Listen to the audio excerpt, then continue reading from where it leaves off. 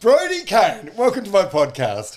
Well, it's an honour to be back for the second time, and you've really glowed up, Dom, you know, physically, mentally, and the pod. So, you know, last time we were in the studio. Yeah, because last time you were one of my very early guests on the podcast, like maybe the first 10 or first 15 guests, and I rented a studio specifically. Big changes for both of us since then. I know. So, now I was trying to pinpoint it today. When did we become friends? Do you mean when do you think when we became friends in terms of when the friendship blossomed? When was the blossoming of the friendship? Yeah, was it at that first podcast we did? Was that sort of we hadn't run together before then, had we? No. And I think we just started connecting because we were on similar paths in terms of independent podcasts. And I think I was quite a good sounding board to you. You're very good. And then we started doing our sounding board running. Yeah. And then that's when it was like, well, this is a great way to fill time. We've got a 3-hour run, and I don't think even when we have 3-hour runs, we stop for air, do we? No, not at all. No. We've done a lot of long runs. You were here today because you got this amazing new book out, Brodie, Kane, Uninterrupted. Interrupted. Interesting. Uninterrupted. Sorry. When you see the physical book and the cover and stuff, how do you feel? Are you bursting with pride? At the moment, I'm actually still kind of like, oh gosh, there it is. I feel like when you would know, it's a big effort getting a book out, and I almost I hope I can remember everything to talk to you about, because you spend so much time on it that when you go through that last edit, you're like, I don't want to hear about myself for quite some time, and you almost shut it out. Like you can't. I don't know whether you did that. I just sort of like pushed it away, and now I'm like, oh yeah, gosh, okay. And even when you shared a story about one of the chapters, I was like, oh yeah, okay, now this is set in stone in book form. So it's a really proud feeling though to write a book. It's an ego project, isn't it? Let's be honest. Well, it's not a great payday, but it's it's something tangible. So whatever happens to you in the future, you've got this sort of archive of your life. Yeah, and I mean it's not a memoir. It's not a hello, I was born today and here I am today. It's not a story about a particular life event that's changed me forever, because that's not the case. It's just like, hey team, I've had a pretty chocker life. Some of it's been pretty cool, some of it's been quite clumsy, but ultimately all of it has led me to the person I am today, and there's sort of some lessons and kind of not some lessons along the way. I really love that you talk about the clumsiness and the messiness. Life, a highlights reel book would not be exciting. I don't know. You know, it would be exciting, but like life is fucking ugly. Yeah, and at times. And I think, you know, one of the things that I have found really important in, I guess, not only just your personal life, but in my professional life as well now, more so really in the past few years since sort of being self-employed, is that what people value out of what I do is me, is being real, and the authenticity. I've never really known how to be anything other than that, you know, and I think though that I've been able to relish in that more when I haven't had a boss. You know? Yeah, no, but everyone has fecal incidents. Oh, fecal. But yes, everyone shits themselves, or nearly shits themselves. But everyone also has that moment, like, do I tell anyone about this or not? And you've had the opportunity to write a book, and you've shared it in the book. Yeah, we've spent a lot of hours running and a lot of hours talking, and there's things about you that I did not know that I now know. Like you having a shower poo in Paris, that gets a whole chapter really on. I feel like that's a good way to open the book, because it's like if you're tapping out now, then it's not the book for you. Also, you're a smoker. I never knew you were a smoker. Oh yeah, my 20s. Like just a casual smoker. Yeah, I mean, isn't it funny that that's the way that we describe ourselves in order to make ourselves feel better? But yes, I smoked in my 20s. I actually smoked a little bit when I was a teenager too. At high school, I remember we would buy rollies for $1 and rollies for 50 cents and tailies for $1. Like singles. Yeah. From who? From, I don't know, some kid out in the field. And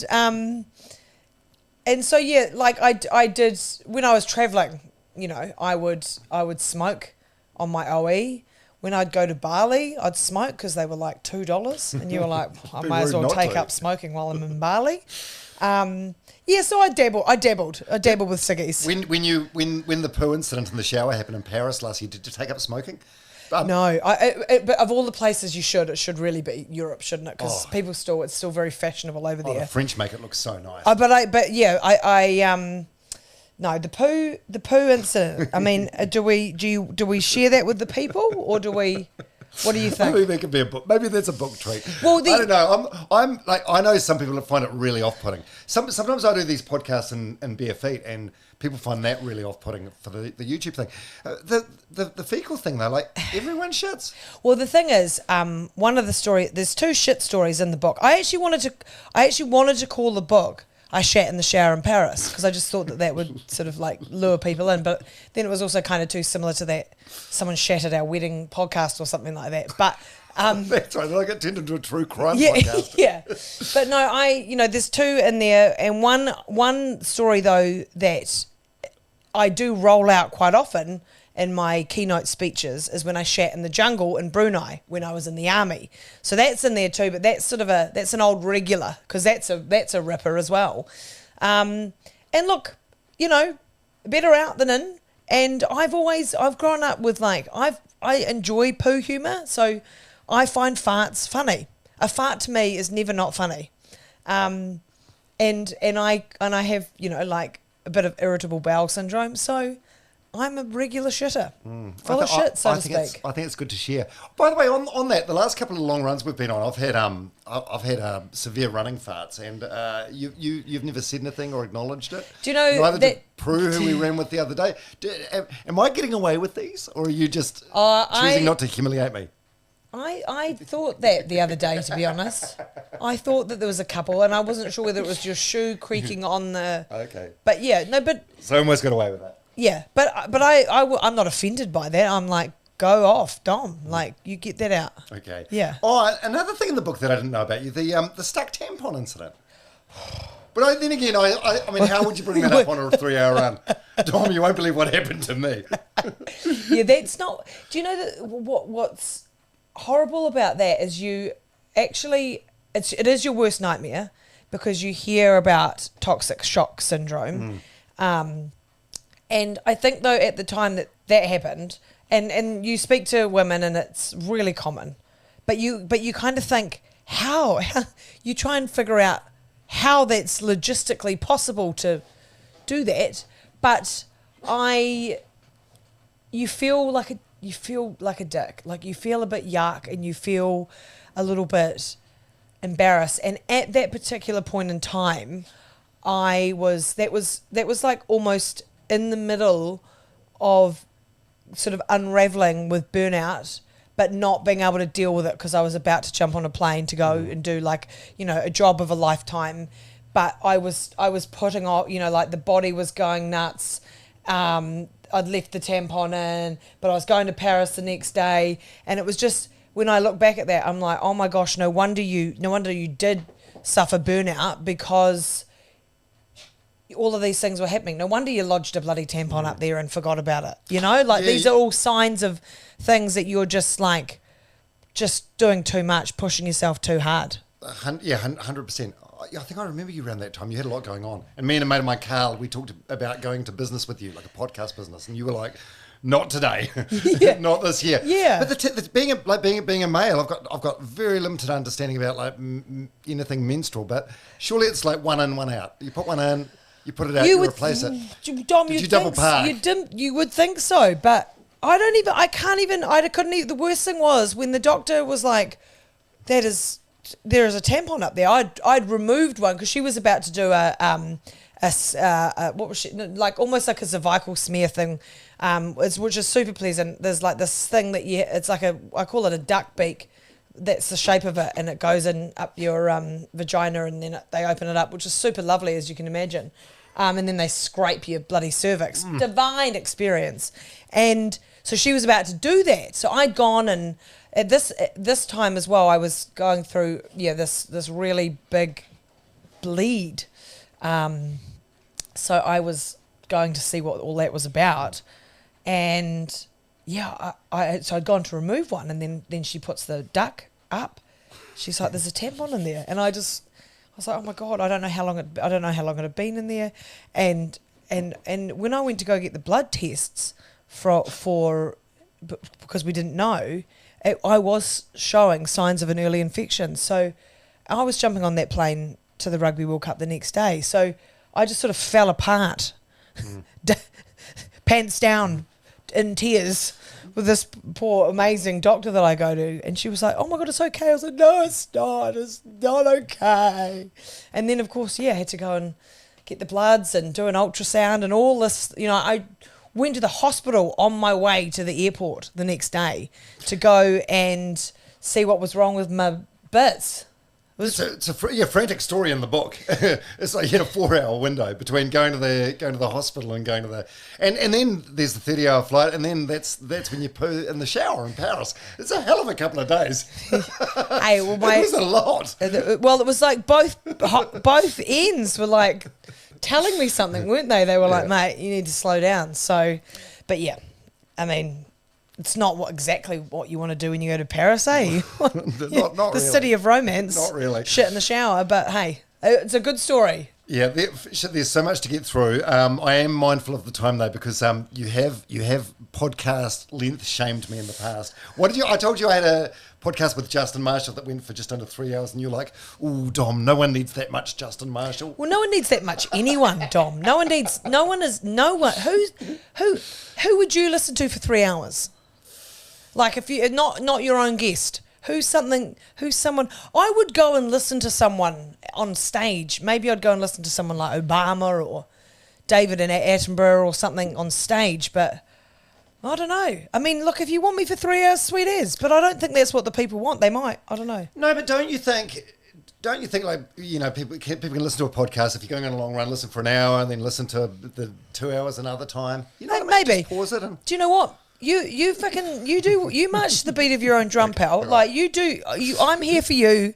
I will not judge you for how long our podcast goes. Okay, cool. All right. Well, let's go way back. So because I've never met your dad, Muzz, but I've met your mum. I love your mum, Muzz and Joe. Incredible backstory. I had no idea. So they were together. There's a big age gap between you and your brother. So they're together. They weren't married though. No. So they were. Your dad was an alcoholic. Yeah. So they were. I guess. I mean, I don't know what it would have been called back then, but they were hooking up, right? So they were seeing each other, and then Mum got pregnant, and she had an abortion prior to getting pregnant this time, and she made the decision that she wanted to keep the child, and Dad was, so she must have been 21, and Dad would have been 33, 34, and she told him that she was going to keep the baby, and that was in a period of his life where he was very much drinking a lot, and he was, his nickname's Muzz, which is short for Mustang, because he used to drive a Mustang. Was his name not Murray? Oh no, his name is Murray, right. but Muzz came from, Muzz I guess is also other Murrays that don't drive Mustangs, I suppose, but I didn't really think about that, but no, I've always got it from Mustang, but no, you're right, Muzz. Anyway, so he was not interested in it was not something that he wanted to be involved with. So Mum raised my brother AJ for the first 6.5 years of his life as a solo mum. In the 70s, 80s, both. 70s, yeah. AJ was born in 1976. Right. So yeah, they she did it hard, and they didn't have a lot of money, and she was, she was at one point she was a cleaner, but she was also a lifeguard and a swim coach, and he was her little mate. He used to go everywhere with her. So, and then what happened was, Dad realised, and it's in the book about the sort of turning point.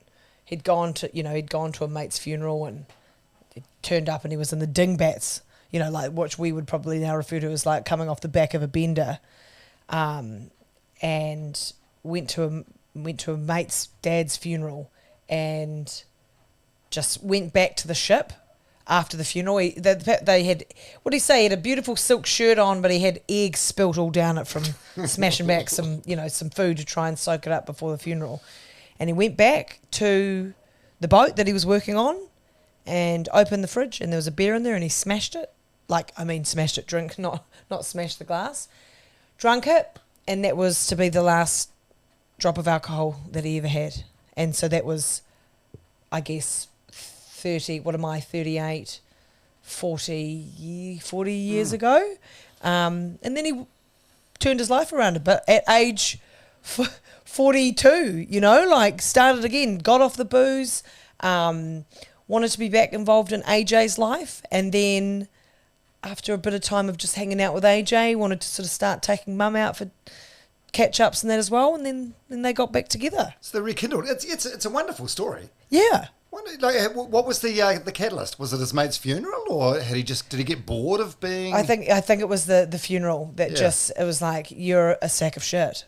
Like, this can't go on. And going in and just having that last beer and being like, I can't do this anymore. And he speaks of other, he had other people around him that had died or something bad had happened to, and he just sort of realised that this ain't it. Yeah, but as you would know, and I know very well, we all have those sack of shit moments.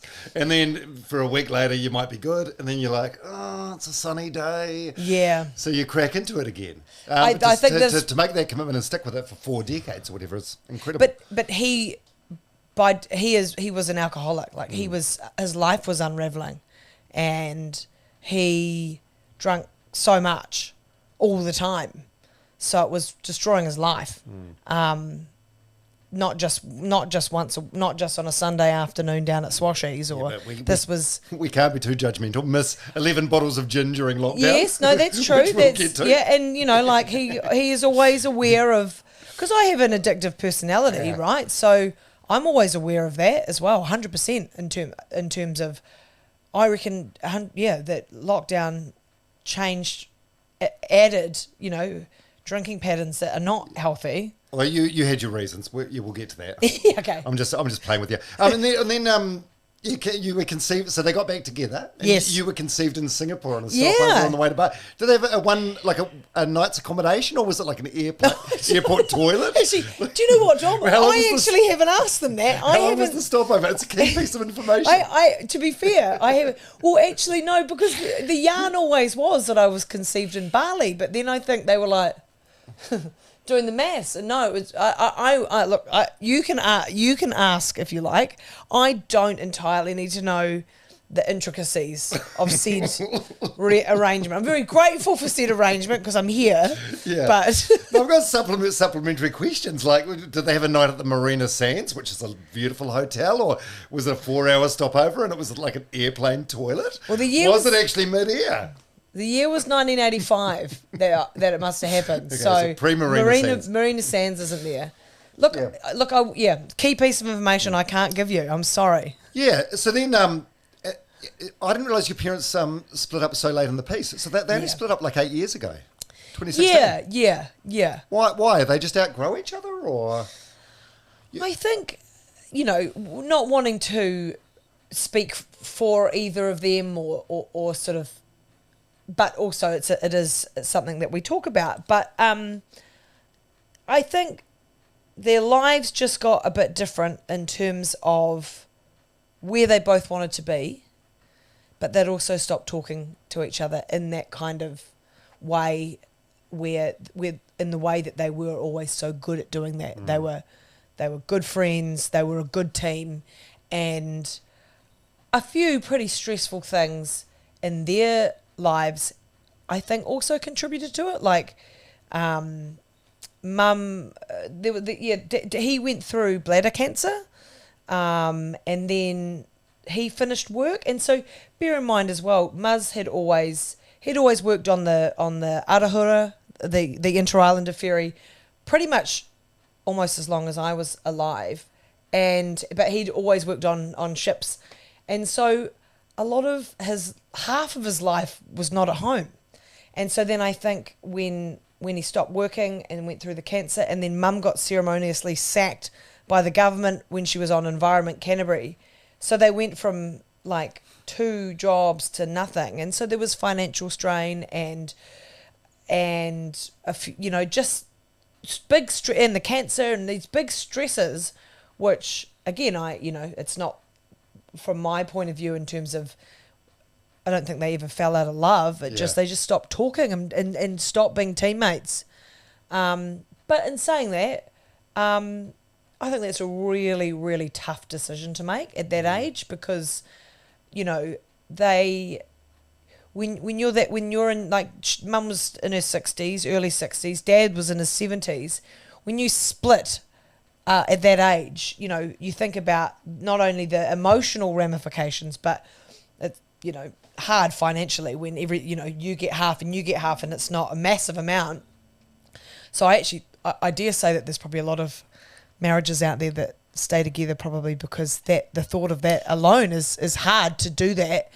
I'd agree with that also, because you're old. You're like, oh, I'll just just wait it out. I can't stand the sight of him, but I'll just How long? 20 years at best? I'll stick it. Yeah, and so, but I really, as hard as it was, and it was hard because I guess we were like, me and AJ were adults, and they had been there as this amazing unit for us, and it was like, oh, come on, guys, really?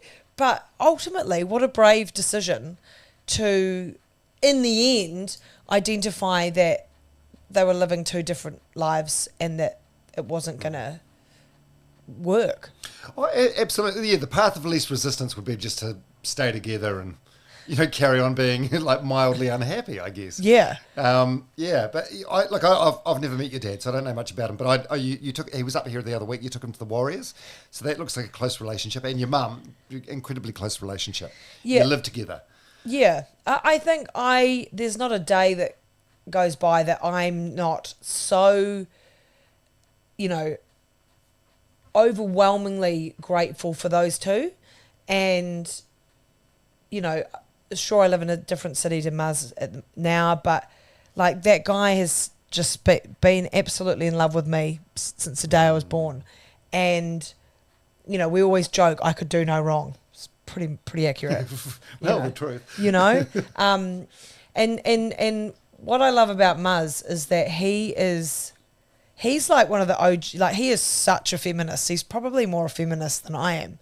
And he's got a really beautiful social conscience, and he gets shit. Like he's not, I mean, what is he? 80, he'll be 82 this year. He's something else. He's passionate about music. Like you could ask him anything about music from the 50s and the 60s. He'd call himself, he's an old bodgy, loves Elvis, but he'll often joke and be like, when are you Sheilas, or when are you ladies gonna realise that the root of all fuck ups in this world is because of us? When are you gonna sort that out? And I'm like, well, you said it, not me. And so he's probably, before the term was bastardized, Dad was, you'd probably say, he was a woke old dude, because he believes in social justice, and he's fantastic. So I've been very lucky to be raised by that and the values that he grew up with his family. And so we have the Warriors, and he loves the Warriors. We chat on the phone all the time and debrief, and he will often vent his political frustrations, and I'm like, all right, Muzz, sometimes I'll wind him up deliberately. But yeah, great discussions with him. Yeah, I can see that with that description. I can see that part of him and you. Loves a cause, loves a passionate cause. But also I can see a lot of your mum in you as well. Like, so she had the record at the time for swimming the Cook Strait, oldest woman to swim the Cook Strait. She was 40. Yeah. So this happened when you were 10. Yes. 10. And I suppose I think if you see, when you're a kid, if you see your mum do something amazing like that, it makes you realise that you can do amazing things too. I don't know. It makes the things that would otherwise seem impossible seem possible. And I wonder if that's where you get your toughness from. Well, it's funny, isn't it? Because she was a good swimmer and a good surf lifesaver, and she would do all of that stuff competitively. But it was funny, because I think I was about 6 months old when she did her first coast to coast. So that was kind of her first dabble into endurance events. And so I was a little kid when she was pumping out Ironman, like doing an Ironman. So I mean, I don't have lots of memories of that, but like what a legend. And so the actual first time she swam part of the Cook Strait, she was 16.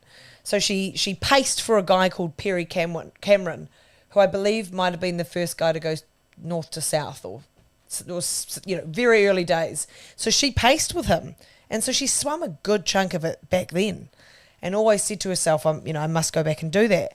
And then she turned 40, so her birthday's in September. She turned 40. Her and her best mate Russell Forster drank a bottle of whiskey and were like, "It's time." And so it was March. Not the same night though. No, I don't know if that would work, would it? But March the following year, she swam the thing, and which is, it's nuts, by the way, isn't it? Nuts. What is it? Like 20 to 30 Ks, depending on the route. Yeah, like if you were, which you couldn't, I don't think. The shortest to shortest is 21. Right. But I think she did 29 or 30 something. Yeah, like way over. Like a 10-hour swim. It's crazy. Yeah, I know. She was 10 hours 52 in the water, finished in the dark. Like that. That's crazy. And you fly over it, or you're on the inter-islander, and you're like, that is fucking ginormous. That is crazy. Yeah, it's baffling. Yeah, you make the joke in there that your dad, due to his role on the Inter-Islander, he crossed the Cook Strait many times. Yes, yes. Hundreds of times. And actually, he did. But he also rowed. He was the surf lifesaver as well, and he was in one of the boat crews for North Beach. And they actually rowed across the Cook Strait one year as well. That was those classic, like, I think that was in the 70s because they had those massive handlebar moustache. I don't know if they rode, actually that's another key, I don't know if they rode over on their Speedos. That would be a good story, wouldn't it? Imagine rowing across the Cook Strait in your budgie smugglers. That would be amazing. Sorry, that just triggered a thought. I caught up with a mate of mine over the weekend who used to work with you, and he said, if you get on to talking about her love life, ask her about the guy that she was seeing for a couple of months that used to wear Speedos around the house all the time. No. He said you were dating some guy, and it just like you were flirting with some other girls, and this guy would just like rock around the house in Speedos. Wait, is this Andy? Yeah. Has he got two stories merged? Maybe he does. Maybe there's nothing who used there. to rock around? No, I know that I'm thinking about the time that if he's talking about the time that we lived at Home Street. Was there a guy that we lived with that was in Speedos? I don't know. Mate, my love life. I don't have that many regaling dating stories. If there was a story there, it would come to you. I mean, I grew up doing surf life saving, so there was lots of Speedos in my life. But no, I can't remember that. I can't place that. So it sounds like your mum was quite was and still is quite tough on you in the respect that if you're bitching about your health issues, she's like, God, you're going on about it. That sort of. Well, you can see where your sort of toughness comes from, eh? Comes from the way you were raised, and I suppose also the genetic thing as well. Yeah, I think she is so tough. Like, she is just made of like, I even watched when I took her for her first ice bath, right? Which they're quite intense. Oh, the first time you do it, you're hyperventilating. First time she do it, she smashed out 2 minutes, and then the second time she got in, she just did 3.5 minutes, and she's going, but she's just like so tough. Do you know what though? I feel like she's allowed herself a softer side in more recent years. But I always joke with her because when I was about 11, I was at Wakaku Primary, and because we always used to take the piss out of her because she is the kind of like walk it off. It's that walk it off frame of mind, right? So I remember I was at primary school. We were running around. Someone was chasing me. There was a hula hoop on the concrete, and my foot touched the hula hoop, and I slipped, and I landed on my side. And unbeknownst to me at the time, my pelvis went, and so it hurt, as you can imagine. So I'm in tears and all of that, and they ring mum to come pick me up, and she comes to pick me up, and I'm like sort of struggling to walk at this point, and she's like, get in the car, you know, gets me home. I'm like, so you'll be fine. We'll just get some ice. I was like, I don't know where am I icing? She's legs up.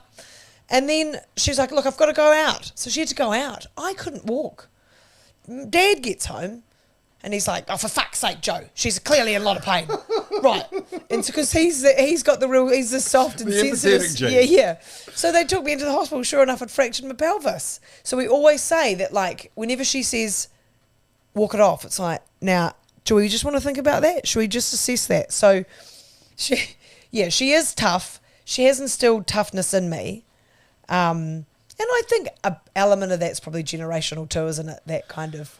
Well, that just triggered a story about my mum. So I only know this through family, but I was 2 at the time. My older sister was 4, and she fell off a stool and had a sore arm, and she wouldn't stop crying. So mum ended up giving her, I don't even know if I can say this anymore, but what's called a Chinese burn. Yep. And it turns out then Auntie Robin came around, who's a nurse, and she was like, oh, we should probably get this checked. And it turned out mum gave Bridget like a Chinese burn on her broken wrist. Oh my God.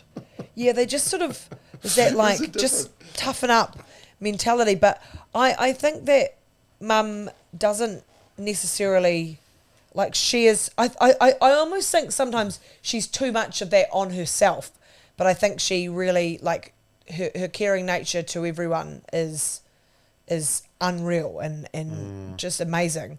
But I actually like, sometimes I can be a bit like dramatic or a bit sensitive because I am that as well. But I like that. I like that kind of, I think it's, for me anyway, that kind of like no bullshit approach, I think absolutely has its place. Oh, and you've got it, like, personality wise, but also physicality wise. It's like you've done the Kepler Challenge twice, which is a 60k mountain run, which is no joke. You know, you piss out marathons like they're no big deal, and you know you have this physical and mental toughness to you. And I think that I am grateful that I've watched her do all of her amazing things, but the similarity I love is that I kind of have almost fallen in love with them in the same age bracket that she did, you know. And I think that our bodies are pretty amazing things, and I would say that as a woman, I don't know, like, we are so damn hard on ourselves. We, you know, there's always that kind of running joke that when you're, you know, 15, you're unhappy with your body, and then 5 years later you look at a photo back and you're like, you looked amazing. And when you're 25 and you look at a photo when you were 20, you look amazing. And it goes on and on and on, right? And until you're like trying to be like, mate, you know, sort your brain out. Like, you're not defined by that, but also you look fucking great now. And so I think what I'm trying to get to peace with, and I dare say you'll never land at full peace, but trying to actually appreciate what I can do physically, and that is my body, and, you know, and my mind doing that, is something that, particularly training for the marathon that we're both embarking on, I think I'm like embracing it more. But it's tricky. It is tricky to. You can think that you're tough and all that, but if you're mean on your body or mean on your body image, it just seems to be a bit of a waste of time. But I think that also is that kind of cycle of growing up with that being something that we all think is so important. That went off on quite a tangent, but no, it's very true. Like, the weekend just gone, you and I went out and we ran 32 kilometres, and it's like, was standing in the shower after that thinking, fuck, that's cool. We just did a massive run. Yeah. Like it was no big deal. And it's a privilege, right? We're lucky that Absolutely. we're really lucky that we can do that. And so, I often think that kind of, that toughness can sometimes make you a bit too hard on yourself, I think. Like you sort of, I think that you need to try and balance that out and go, we just ran 31Ks. Like, you're awesome. Like, that is awesome. Most people don't do that. Like, give yourself a bloody pat on the back, you know? Absolutely. There is a little bit of that in your book. There's bits where you talk about how proud you are of yourself, and that made me proud of you reading that. I think that's really cool. It's funny, isn't it? We don't like to. We're a bunch of people, us New Zealanders, where we're trying to navigate celebrating success, but we are aware of tall poppy syndrome, and also to a degree when you're out on your own and striving for something, there's imposter syndrome as well that comes into play, and so you don't want to do it in a way, because ultimately as well, it's that balance of also being extremely aware of your privilege and how lucky you are that you have been raised by wonderful parents who've taught you exceptional values, who put importance in your education, who supported you through everything that you've done, and that you have lived a life that you are very privileged and very, like, not saying I haven't worked hard, but I like to be aware of that side of it as well. But ultimately being proud of being, I guess, a 38-year-old woman who is doing it all. I'm a team of one, and I've got my wonderful family and friends, but ultimately, like, I'm the driving force behind my own brand, and it's really challenging. So I think it's more about spending time reflecting, I think. And I think I talked about that in the book, and what ended up happening last year, which I think was a culmination of, nearly 4 years of, being made redundant, and then figuring out who you are and what the next few years are going to look like, is that I was so just like dying to be successful and like thinking I have to prove everything and successful at everything. And so you don't stop and smell the roses. That's a great old saying that is actually really, really important, is that you just go from, as self-employed, you just go, oh, cool, great, I've written a book. Right, what's the next thing I've got to do? Right, okay, we've done that. We've had a great year. What's the next year look like? Where do we want to be with the podcast? Okay, we're running this marathon. Like, you're just going, oh, I've finished that TV show. Right, what's the next thing I need to do? What should I? And so it becomes this kind of like cycle of just, you're never stopping to reflect on the last thing you did at all. And that's what I think most people need to do. And it doesn't even need to be big things. It's like, I went for a great walk with my mates today, and that was so good. Or I went and had a sauna, and I sweated out and just had an hour to myself. Like, we just churn. And so... And I think a lot of that on the independent journey is because you're fearful of where the next dollar is going to come from. 100%. So you're reluctant to say no to opportunities. But my partner, Ash, who like she did a 4.5K run around the park yesterday, and she was just buzzing after that. She's like, I'm so proud of myself. And it makes me feel sad when she does that, because for me to have the same level of self-pride, I need to go out on a 30K run with you. Yeah. And I wish I had that level where it's like, little things could give me that sort of... Yeah, but I think because you're quite hard on yourself, aren't you? Well, I think you are as well. Oh, you are too. But no, it's. I guess it's that kind of like highly functional, highly competitive within yourself, high expectations. It's hard to know like when to switch that off, But I reckon now I'm getting way better at it. Like I just like I reckon I'm getting just, I don't know, like. Fuck, I love a good lie on the couch with a track pant on and just slothing out. And I love days where I don't have to say a word You know, I that was never used to. I used to be like, oh, I'm fucking so busy, and woo, look at me go. You know, like, oh my gosh, I've got to go to this, and and now it's like, yuck, man. You know, like, get home, get home, put the track pants on, absolutely sloth out. I love it. I love it so much. Good. Well, you deserve it. Hey, when you work hard, you deserve that sort of reset. We'll get to how you became an independent, because it's a fucking horrible story. But you did a lot of cool stuff beforehand. So you're at school. You always wanted to be a journalist.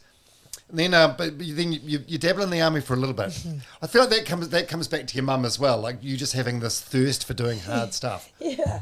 Well, the army was random though, because it was like some recruitments guy came to school. Hot dudes, hot guys. Yeah, hot army guys came to Rangiora High School. I was like, oh, what's going on here? And they were like, yeah, we're having a week. You know, they were having a week at Burnham military camp where you could go and experience it. And I was like, oh, that sounds fun. July school holidays, and so I went along to that. There was nothing remotely about me that had even thought ever about the army. And even when I went to the thing, I was like, oh, this is fun. You know, and it was like, I remember it was exactly like the movies. You were just like, oh, we're getting yelled at, you know? This is great. And then oh my God. Then you got into radio and you got even more yelling. yeah. And then, you know, you were crawling through the mud and all that. I was like, this is fucking great. But then they were like, we think you'd be great. So I was like, okay. And so I went to the next stage, which is going to like try and be selected as an officer cadet to go to officer cadet school in Waiodu. So I went to the next stage of that, which was at Trentham, and then I got into that, and then I got in, and then it was like, shit.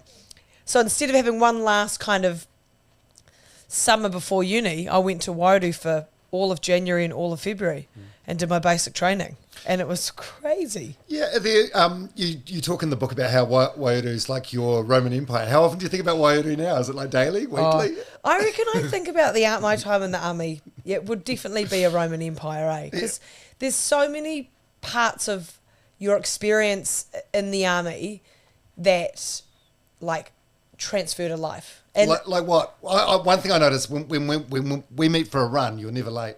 Yeah. I hate being late, and if I'm late, if I'm late, I get flappy. If I'm like, and then I'll ring. I'm like, God, guys, sorry, I'm so fucking sorry. I'm actually gonna be about 3 minutes late, and I'm so sorry. Like I lose my mind, and so I don't like being late. I mean, I always my room is always squared away. That's a sort of an army term. Like, I'm someone that pretty much always has my shit squared away. Always wake up, make the bed, bang. First thing I do. And you had to do that when you're in the army. It was like, up you got, made your bed, out to the shower. So I don't tend to. I mean, I know I think it's like everything has its place, right? And I don't like to fuck around. So even like. I'm like, right, even if I am slothing out on the couch, it's like, right, how long have I got here? Oh yeah, I'm going to 1,400 hours to 1,700 hours. Yeah. But then, you know, and it just teaches you good self-discipline, you know, just to be, on time. I guess, no, that's a lie. I was going to say presentable. I was like, no, that's not always true. But just being a person that has your shit sorted, you really had to learn. You had to have everything sorted in there, you know, and that was from your socks to your polish on your boots to, you know, making sure that you were marching properly to, you know, being out in the field and looking out for your section mates and stuff like that. So it was an amazing experience. And gosh, you know, Waiodu, it's such a fascinating place. It just, you know, people drive on that. You know, the desert road. And I don't think many people think too much of it, just like, oh, gosh, look at this, would you? But I go and I'm like, I remember when we went on the Unimog, 2 hours that way, and then we got out of the Unimogs in the pissing rain and we still had to dig our holes in the rain and we were crying and, it sucked, you know. And like, it's a massive, massive piece of land that that I've spent a lot of time on. So I do think about it a lot. It's quite a juxtaposition between like military life and the pampered media life. Yeah. Yeah. Like it's very, very different. You know, you're dealing with, I suppose, the most unprecious people imaginable, where you're stripped of all your ego and everything to the complete opposite side of the spectrum. Yeah, I think so. But in saying that, though, my first journalism job was at Radio Live. And so that was like this plucky little battler of a radio station that was in the basement of all the other, like it literally had all the other stations, you know. Actually, that was in the brick building on Ponsonby Road. Yeah, I remember. Yes, that was where More FM and the Breeze were. And you guys we were downstairs in the attic, entrance. in the back entrance, and it used to like, you know, leak and stuff. And it was a small team. And actually, there wasn't actually room for a great deal of egos, to be honest, in that first, you know, like it was like we mucked in, you know.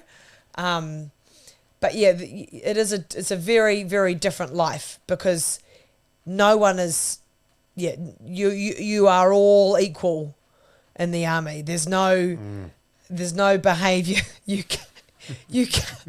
can't argue your way out of anything, you know, like rules are rules. So, it's not it's like, you know, I like to think that talking is one of my strengths and commanding a room, but if it's not my place to fucking command the room, it's not my place to command the room. Unless you want to do some extra press ups. 100%. You are, yeah. Oh gosh, yeah. It's so, yeah. There is no divas or shining stars in the army. So was it at Radio Live where you did your first interview with Dan and Richie?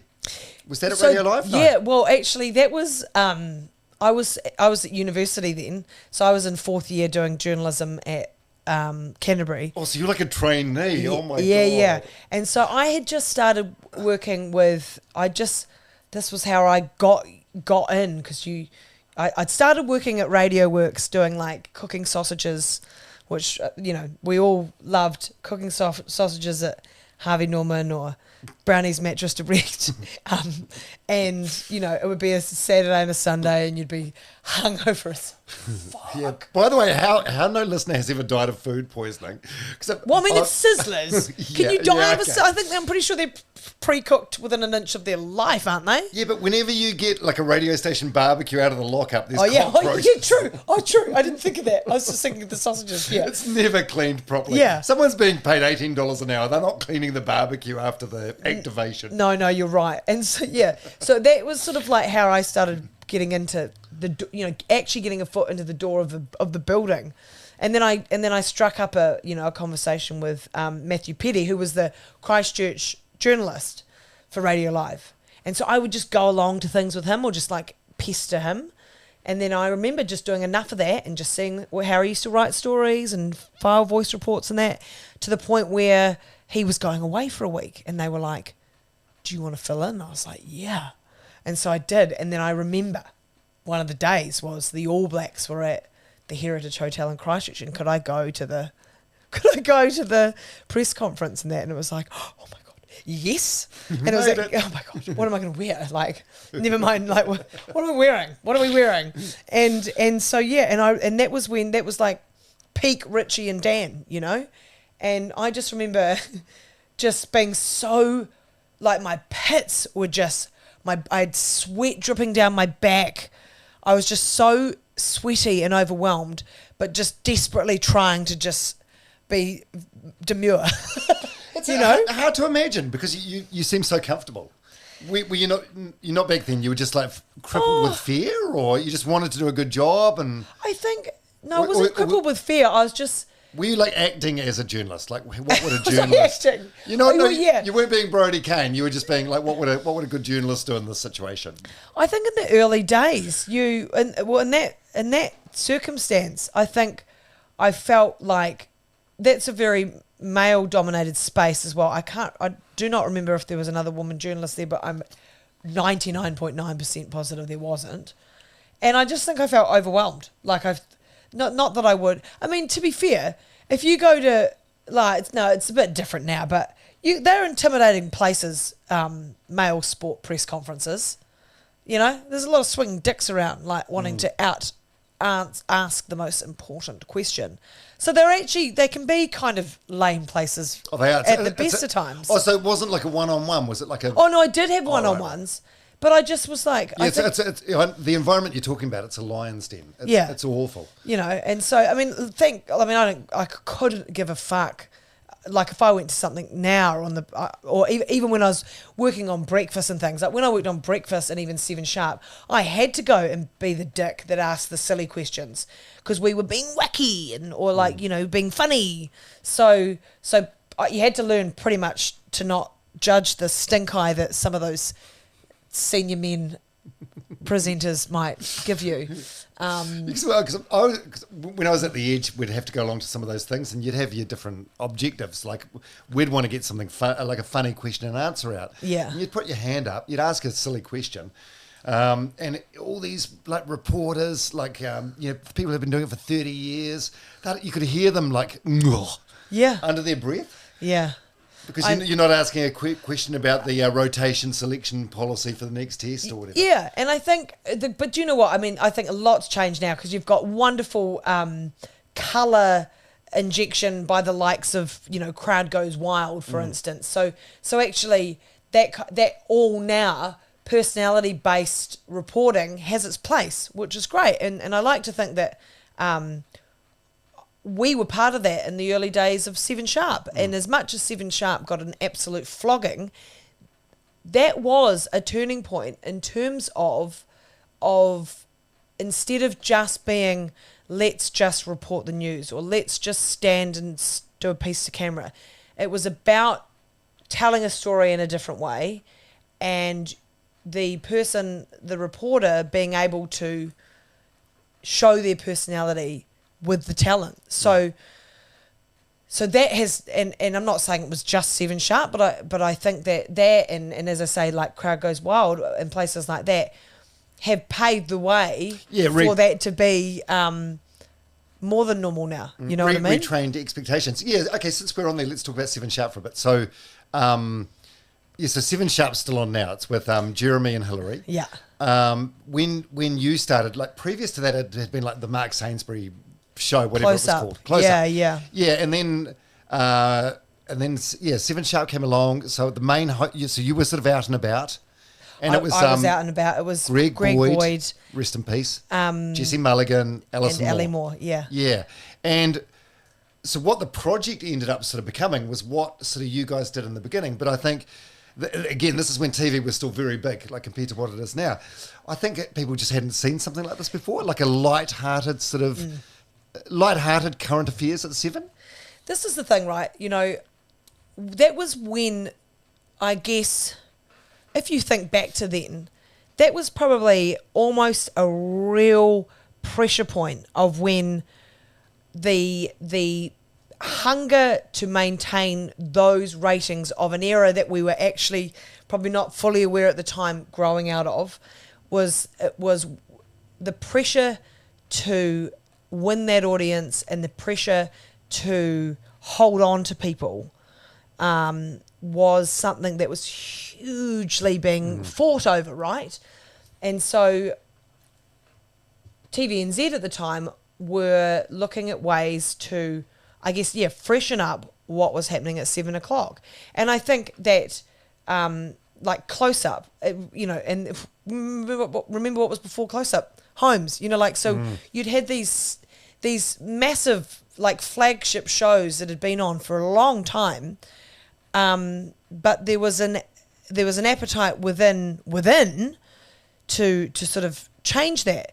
I guess one of the arguments is do people want 90 minutes of hard news at the end of the day? And the answer today is no, they absolutely do not. And so the idea being, let's give them something that's, you know, at 7 o'clock, maybe they're still cooking dinner for the kids, maybe they're cooking for themselves with a glass of wine, and it's something that's just easier to digest, you know. But gosh, we copped we just, that was the first time I reckon everyone's, including the, like, you know, most people in the media industry, I reckon prior to them weren't too, like, everyone sort of didn't say much about each other. Everyone just sort of stayed out of each other's way. That was open slather. Everyone had an opinion on it, you know, about that show. And working on it was like quite wild, because you were like, oh my God, I work on the most hated show in New Zealand now. Was it that? I forgot about. I remember the show, but I forgot any of the sort of. I know it didn't last all that long. Oh, I mean, but yeah, was it? Where were we at with social media at this point? Facebook? Yes, Twitter. Right. Oh, okay. Let's say no more. Yep. What was it that bad? Was it that severe? Yeah. And yeah. and you had sort of the goofball role in a way, like you were doing shtick. Yeah, and I don't actually know. Yeah, it was. I mean, the presenters copped a hiding as well, because whether their on air chemistry was what was right, whether the writing, like there was always criticism about the writing or the way that the jokes were being put together versus the stories that were being shared. It was everything. Everyone had a criticism about everything. But I look back and I go, yeah, I think we were trying too hard. I definitely think it was like, and especially when you have a bunch of people that haven't done that before. So, you're putting a group of people that are from news backgrounds into that.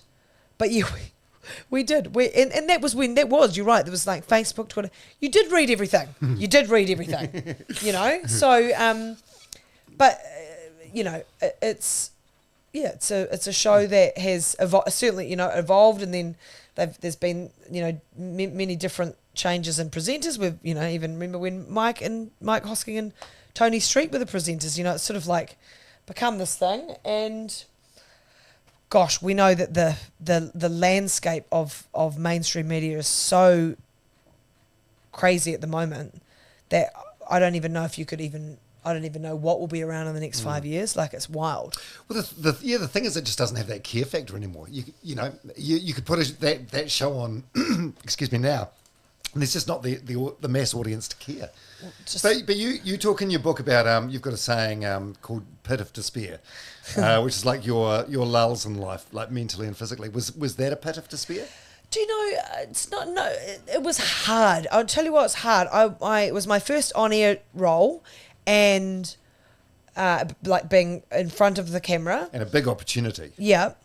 And I was down in Christchurch, and I was in the Christchurch newsroom, but this is 2 years after the February quake, so the Christchurch newsroom at that time was a makeshift office over in Addington, and so I was extremely grateful that we worked with that amazing Christchurch newsroom, but I was on my own, and essentially a junior when it came to television reporting, and I just had no support, and that was really hard. And so I had support within the newsroom, but I didn't have the support from my superiors. So it was hard, and you just sort of felt like you were on your own, and you also felt like you were set up to fail at times. But ultimately, then you just went, oh well, okay, I can't get hold of so and so, can't get this story approved. I'll just go and do it anyway. So there was an element of that, but I had heaps of fun though. Like, I got to spoon Richie McCaw. Well, actually, he spooned you technically. He did. He spooned me on a mountain. In a sleeping bag. Years before Gemma. Yes, exactly. And then I got to meet Bruno Mars that year. What, Ed Sheeran as well? Ed Sheeran.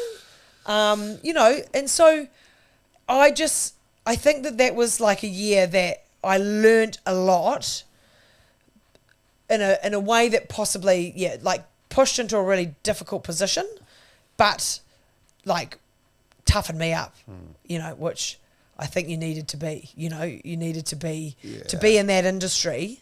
You've got to be tough, and I think that in two ways it made me tough. It made me, I believe, cynical enough. Like I was, I had this sense of the bigger picture of the media, but it was probably a good level of that, and it was probably good that got in there right in that relatively early in that sort of time at TVNZ. But it kind of been like, you look back now and you can take there are good memories from it, like Richie and Bruno and Ed, but also like bad memories as well. And it must have been really tough at the time. Like what did that look like? Were you going home and crying at the end of the day, or it was just were you mad at the criticism or sad? Oh, you're just frustrated, and I actually think what it did was it really knocked my confidence. So when you felt like you didn't have support, you didn't know whether what you were doing was good, bad, like average, and you were putting yourself out there as well. And just, I don't know, I feel like one of the things that I think I talk about it in there. That's the thing. Like, lucky I'm doing an audio book, so I remember everything that I talk about. But actually, one of the things that I think that actually was quite a common feeling within my time in most of the media organisations that I worked in is that I never quite felt like I was good enough, ever. Actually, that is in the book. Yeah. This made me sad when I was reading it.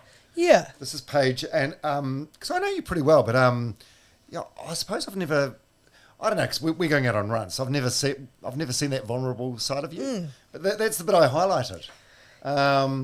My confidence had been knocked massively for my whole career. I had this lingering toxic feeling that I was not anyone's favourite. Yeah. It's fucking heartbreaking. Yeah. It's sad. Anyone's favourite. Believing that people liked me enough, but no one really thinks I'm the best of the best. It left me feeling so vulnerable, like any gig could be taken away at any moment. My insecurities are at odds with the public image that I project. The truth is, I often haven't felt that confident myself. You see other people getting the opportunities you've missed out on, and it's hard not to feel like something about you isn't good enough. Yeah. It's bloody sad. I think it's real honest, though. Yeah. Yeah. How do you feel hearing that back? Well, I can feel it. I can feel it because and let me be really, really clear. I have loved all my jobs. And my memories are, I always go to positives as well. But when you're actually like digging into your emotions, and I think sometimes when you're, when I'm out on this solo path and you're trying to, I guess, reason with yourself, or like ask yourself, why do you feel this way? Or why do you always think you have to do this and then do that, or be the best at this? Or why are you worried about what other people are thinking? And I think it comes back to that. I think it comes back to there being always that competitive person in me, but particularly in my TV career, I always felt like, because, and I say this in a way that's, I'm not your normal, and that's a bad way to describe this, but like, I'm not safe, I'm not nice, I'm not skinny, I'm not this, and so I'm not, like, I'm a bit rough around the edges, bit vulgar, but but all these things that you weren't really. Well, none of the main people at the time were allowed to be that. Yeah, I think more so with women as well. Like yes. The top guys, we'll get to Paul Holmes, but yeah, polarising, same as Henry, Hosking. Yeah. In terms of like polarising women, Heather Duplessis Allen's probably one of the few you can sort of think of, really. Yeah. It just wasn't a woman in the media's place. You're supposed to like be pretty. Yeah. Smile. Yeah. Be a good girl. Be the nice. Well, it was for so many, it was being the nice. I mean, being the glad. What is it? Bad, mad, happy, and glad. So bad, mad is the guy. Like the villain often. Where you don't want the villainous woman. Oh my god. but I think that that is also you have times where you feel like shit because people have made you feel like shit, and there is an element of toxicity to those workplaces whereby, and I can't speak for it now, but you were in a job that everyone wanted, and so you should be grateful to be here. You are lucky. anyone would want your, there are journalists lining up for these jobs, so buckle up and, do your job and do your best. And I sometimes liken a relationship, a job in the media is sometimes a bit like it can be quite a toxic relationship, that when you're in the thick of it, you don't really see it, but when you're out of it and away from it, that's when you see it. And I had a lot of toxic relationships in my job, which led me to never think that I was the best, to never think that I was quite good enough, because people made you feel that way. That doesn't just come out of nothing. And so I hope that some of that has changed. I don't think it has necessarily, but I think that there's a lot of bad behaviour from people that are supposed to be nurturing people and teaching people and looking out for them. I don't like that side of it. So I haven't talked about it as much like this so openly before, but it hurts me when I think about those times, and it hurts me to think that there are people still being treated like shit in their jobs, because we should be past that. Well, all I'm basing this on is JJ, who recently finished a 30-year career, and that's how it has been for her in her recent experience. Kind of like, you need us, we don't need you. Yeah. Or here's the door if you're not happy. and you're actually, and that will be drilled into you that we have made you, because without this big square box or this speaker, where would you be? So there's almost no like, hey, you're really talented, we're grateful to have you, and you're helping us make this product. You're used for the betterment of something else. I don't think anyone gets out the other side with a really healthy self-esteem. Yeah, it takes ages. It takes ages to build it back up. But look, I want to make it. Yeah, like it was. There were times it was really, really hard, but also shit, I had a good time. And I can tell you though, as well, hand on heart, the reason that you get through all of that, like the reason that you can like dust yourself off and go back the next day, is the thrill of the job and the people you work with. So up here might be terrible, but around you is the best damn family you could possibly have. Like everyone is in the trenches with you in those jobs. And you can use that saying because you've been in the trenches. Yeah, and so you just like you are, whether it's you've been working far too many hours than you should, and you're at the Tokoroa warehouse buying a pair of undies and a pair of pants because I had to go down to do a breaking news story, and I'm like holding up this giant pair of undies to the cameraman Jason Hull, like just to embarrass him, like, Jason, should I get these ones? He's like, oh my god, there's just these like little pockets of just your camaraderie is just so what keeps you there, just the people you work with. Yeah, because it's notoriously poor pay for most people in radio. Like if you stick around long enough and you're persistent and successful, the money gets insanely good. But for most people it's bad. But it's like what attracts those people to the industry, this is largely off-air roles I'm talking about, is that fun environment that you're talking about. Yeah, and I think it's been really hard as well as someone that still is in the media industry but kind of in a different way, and knowing how good the people are in those jobs, and we've lost some amazing people have lost jobs this year, last year, but like this year's been horrific in terms of News Hub and Fair Go and Sunday, and there's to be more, and what I hate, again, like, because I'm so grateful for all of those jobs, were all amazing jobs. What I'm saddened by as well is the change in relationship between the media and the public. That really saddens me, and I think obviously that very much started to unravel pretty quickly during COVID, and So I look at it and go, shit, you know, we are losing so many good journalists.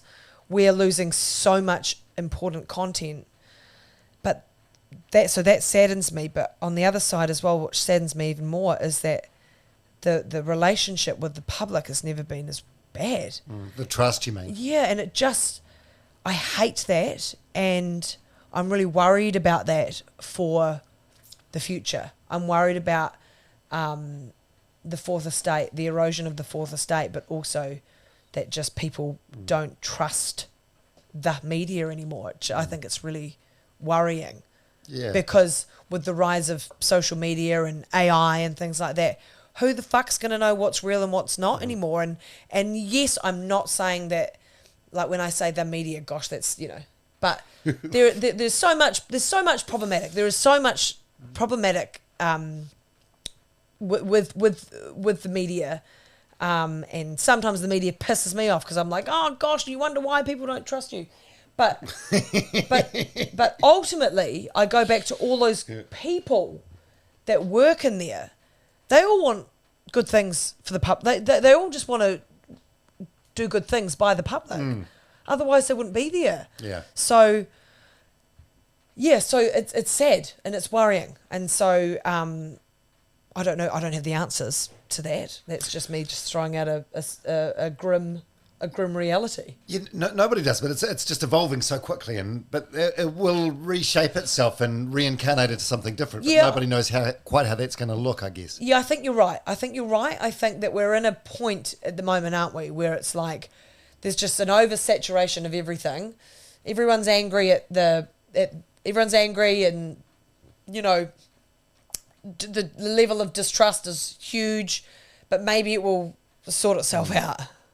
You know? But what all these people, like at News Hub and TVNZ have been going through with these mass redundancies, I suppose the plus side of that, if there is any, is they all had each other. So you could see an image of Paddy Gower and Mike McRoberts and Samantha Hayes and 100 of their colleagues all leaving the TV3 building and walking to the pub around the corner.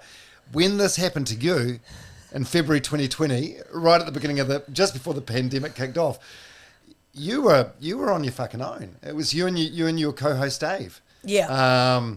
Yes, unceremoniously sacked after a couple of years. That is that the pit of despair? Well, was that the pit of despair? Do you know? Initially, it was just such a shock that I think the first sort of week or two, it was kind of like it was so out of the blue that it was almost comical. It was like, oh, God, okay, but the pit of despair actually came because at that time, even though there had been some COVID cases and stuff overseas, no one had any idea what was coming. It wasn't until it became apparent that, like, I was also supposed to be on Dancing with the Stars that year. So I was like, oh, it's all good. Like, okay, that's fine. I'm going to lose my job, but I'm still going to go and get to do Dancing with the Stars.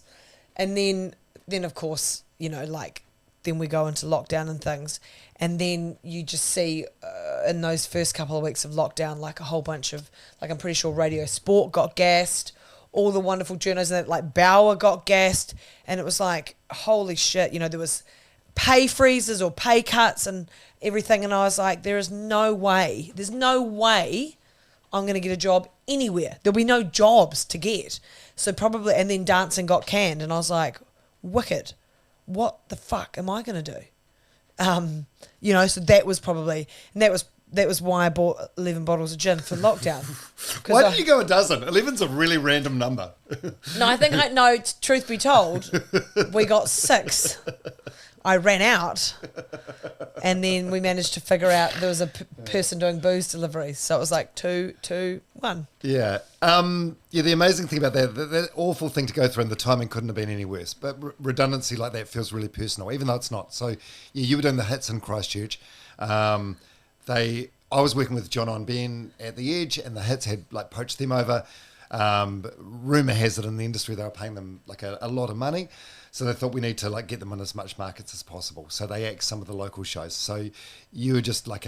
cog in a wheel. Yeah, collateral damage, whatever you want to call it. So it's nothing personal, but it's hard not to take it personally. It's funny you say that though. That was Alison Moore said that to me straight away. She was sort of my. She's had her fair share of redundancies and pretty public ones too. She was like, you have to nip that in the bud. Like, you cannot take it personally. It is not personal. So I think that was, I think I did that. But again, that played that part in just being like, and then it's not like they fought for me for anything else. It's not like anyone else went, hey, we've got a job for you, Brodie. There's none of that. Yeah, which goes back to that bit that I highlighted in the book about not feeling like you're anyone's favourite or anyone's like going into bat for you. And that has taken ages to get over. Like even in that first year of, you miss out on things or you're not, you're trying to, like, it's great because I got to the point where it's like, right, you now have the opportunity to build up your brand, build up yourself on your terms, which is awesome, right? That is so fantastic. But with that comes like, you see opportunities that you want, but you weren't even asked, or you didn't even get to audition, or you didn't, you weren't anything. And it's hard not to think, I'm down in Christchurch. No one gives a fuck. It's so woe is me, but you're in such an industry that it is driven by ego and it is driven by how relevant you are. It's it is all these things that that keep you going to work every day. So when you think that no one wants you, you're like, right, what do I need to do now? You start to think about those backup careers, which is absolutely also 100% fine. Like, I've always said to myself, what would you like to do if you're no longer relevant, or no one gives a fuck about what you've got to say anymore, or the jobs dry up? Like, you have to be realistic that is a thing, and that's okay too. Like, I'm okay with that. Yeah, but if you've got like 10, 15 years, however many years invested in this thing, that's where your skill set is and your value is. It is where your skill set and your value is, but ultimately sometimes someone might just say, I don't know, the wonderful people that listen to my podcasts and come and hear me speak, or watch the shows that I'm going to be on and whatnot, might just go, actually, I've had enough of her. You always have a shelf life, I think. But but in saying that, you will do everything in your power to extend that shelf life, for sure, so that you're like a, what is it, non-perishable. Oh, that's good, I like it. That you want to be not a non-perishable. No one wants to be an avocado. No one wants to be an avocado. No one wants to be a carrot that goes just shriveled in the fridge, You want to be a can of spaghetti if you can. You want to be a bloody tin of tomatoes or a bag of bloody spiral pasta. So February 2020, you made redundant. July 15, 2020. What's that? Brodie Kane Media Limited. How good. How good. Yeah, so I suppose you sort of accidentally fall into this. It sounds like you're at home in lockdown, so you and your mum start doing like live Facebook interviews or live Instagram interviews. Yeah. The Joe Bro Show. The Joe Bro Show, and you have, everyone's locked down, so you managed to get some good people on, Lisa Carrington, Joseph Parker, so on and so forth. And then did that give you the idea to launch Kiwi Yarns as a podcast? Me and Caitlin and Gracie had been doing Girls on Top when we were working at NZME, and then when I got made redundant, we stepped away and relaunched and rebranded to the Girls Uninterrupted. And so we fired that up. Must have only had a month downtime between being Girls on Top at NZME and the Girls Uninterrupted. Well, do you want to talk? You don't talk about the name change in the book. Do I not? I don't. Do you? Don't you? Maybe I skipped that. Oh. But did NZME wanted to keep the name? Or look, I think that one we'll just leave in the documents that were signed. Okay, but you couldn't take the name. We rebranded. Okay, we renamed the podcast, started afresh, and it's been it's incredibly successful. Like, you've got a massive following. You did live events last year, and you sell these things out. You guys have done a fucking great job. Thank you. It's incredible. So that's your first podcast. Then And then you launched your second one, Kiwi Yarns. And that was my very dear friend Braden had said to me, because it was like, well, I've got a bit of time. What are we doing? If we start Brodie Kane Media, what the fuck does that mean? Like, and so in the early days, it was like, well, he had said to me, you are a really good interviewer, and Girls Uninterrupted is one particular style of you, but you should do something that showcases your interviewing skills and your rapport with people. Thus, Kiwi Yarns was born. And yeah, of course, in those first, like, that was almost all were via Zoom and things like that, but that was how that one got off the ground. And then you're like, well, I've got 2 podcasts now, so that's clearly a podcast network. And then I was just trying all sorts of things out. Like, you know, I remember my friend Laura Hayden accidentally bought a Barlina on Trade Me, but click buy now, but it was in Christchurch. So we were just like, okay, and this must have been when we were in level 2, and it was like, let's try and pitch out this travel story. Like, let's get your Barlina up to Auckland, you know, and let's talk to all the tour operators and let's make all this cool content, because we were trying to like just figure out ways for me to try and showcase myself and my skills without anything behind me to elevate that. Just you only had your social media platforms, right?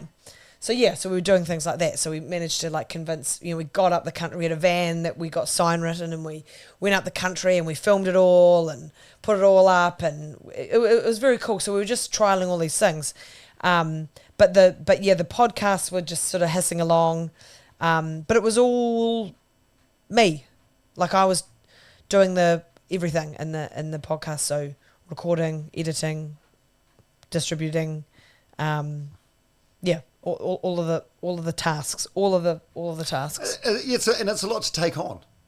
Like learning to buy a Rodecaster Pro, which is the thing I've got here, and what gear to buy. When I thought about doing a podcast, a mutual friend of ours, Wendy Petrie, had just started doing one. So I sent her a DM saying, "Oh, I see you got a podcast. Like, how did you know what to do?" And so she sent me.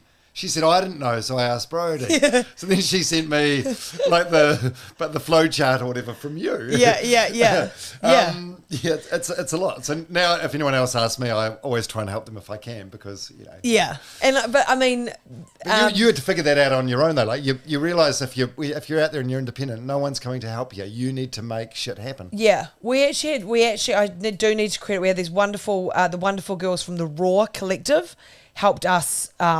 in those early days of the Girls Uninterrupted and that, so full credit to them for helping us, because there was lots of stuff that we didn't know. But yeah, luckily managed to get the Rodecaster before lockdown, set all of that up, and then I mean I'd been able to edit and stuff in radio, in my time in radio and that, but it's just all the there's so much to it.